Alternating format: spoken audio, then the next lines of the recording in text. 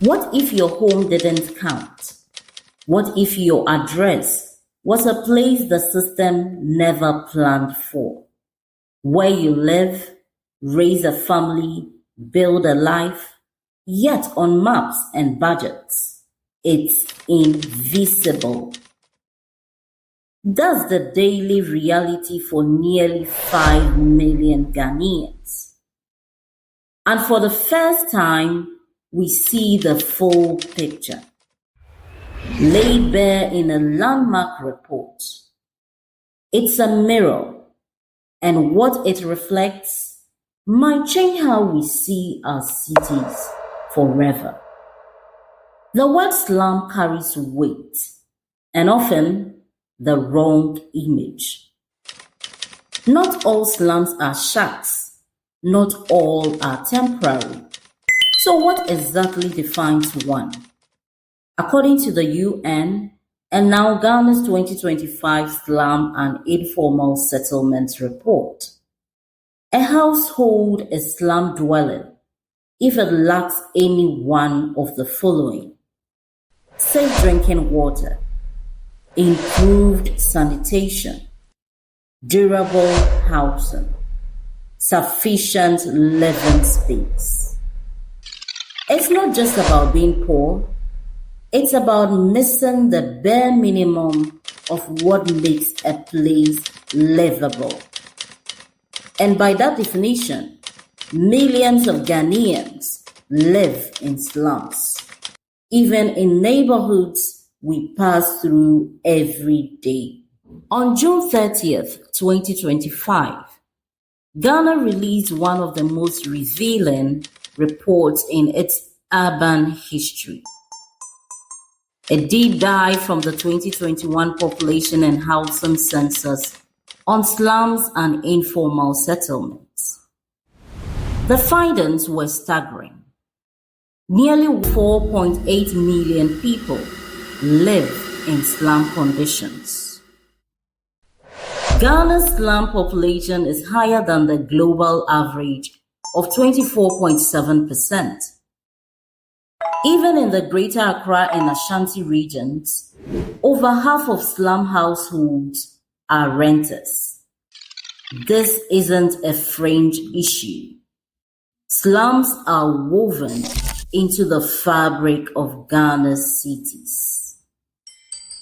And the disparities run deep. Multidimensional poverty in slums is twice as high. 1 in 3 people cannot read or write. Waste management and mortality rates are significantly higher. But numbers don't carry the full weight. Stories do. Consider this hypothetical scenario. A young woman of about 22 years living in an informal settlement. Her name is Mariam. She wakes before sunrise to fetch water from a shared tap 2 blocks away. She helps her mother cook breakfast, then heads to the market to sell second-hand clothes. She finished JHS but couldn't afford SHS. At night, she sleeps in a single room with 9 family members. No formal address, no toilet, no job contract, no escape. Multiply Mariam's life by 2 million, and you begin to grasp the scale. Disconnected youth, unrecognized economies, invisible futures. Here's the insight that flips everything. Slums aren't chaotic failures. They are makeshift solutions to a system that didn't plan for everyone. People migrate to cities, chasing opportunity. Housing supply doesn't keep up. Planning is reactive, not proactive. For years, Ghana had no national slum upgrading strategy. These settlements don't appear by accident. They form because the formal city leaves people out. Even Ghana's new Urban 2 definition shows our old views were limited. To count as urban, a place must have 5,000 plus people, electricity for 75%, and basic services.